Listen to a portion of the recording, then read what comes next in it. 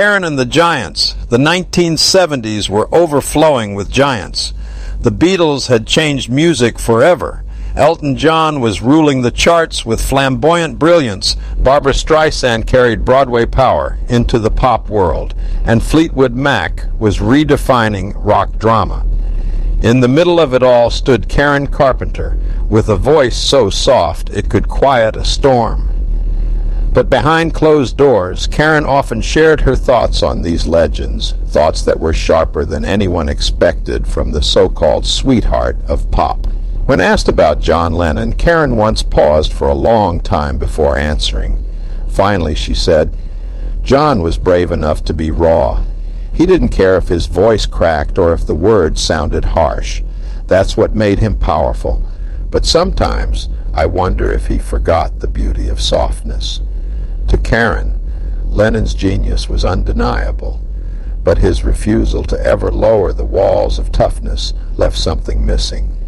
She believed vulnerability was the true power in music, and that's where she felt Lennon sometimes held back. Barbra Streisand was another story. Karen admired her control, her range, her ability to soar to notes that seemed unreachable. But Karen once remarked in private, "Barbara is almost too perfect. She's flawless, but sometimes flawless doesn't leave room for flaws we can love." It was a strange comment, one that only someone like Karen could make. She wasn't criticizing Streisand's talent. She was pointing out that perfection can sometimes leave listeners longing for the cracks, the tiny human moments that make music feel like it belongs to us all. Then came Elton John. To many he was untouchable. The glasses, the costumes, the stadium-filling energy. Karen appreciated his gift for melody, calling him a master of joy and sound, yet she also hinted at her reservations. Elton will always be remembered, but I wonder if his heart ever gets lost. In the show, it was classic Karen, gentle but direct.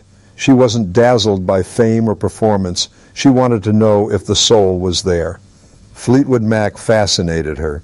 Their harmonies were stunning, their drama notorious, their albums full of both pain and beauty. Karen once said, "They sing like they're breaking apart, and maybe that's why it works."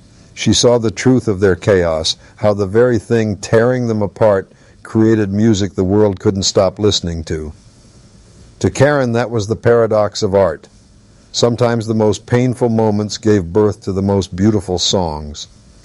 But perhaps the most telling moment came when someone asked Karen how she felt about the new wave of rock stars smashing guitars and screaming into microphones. She smiled that shy smile and said softly, "Anyone can scream, but it takes courage to whisper and still be heard." That was her critique of the era in one sentence. She wasn't dismissing rock. She wasn't dismissing power.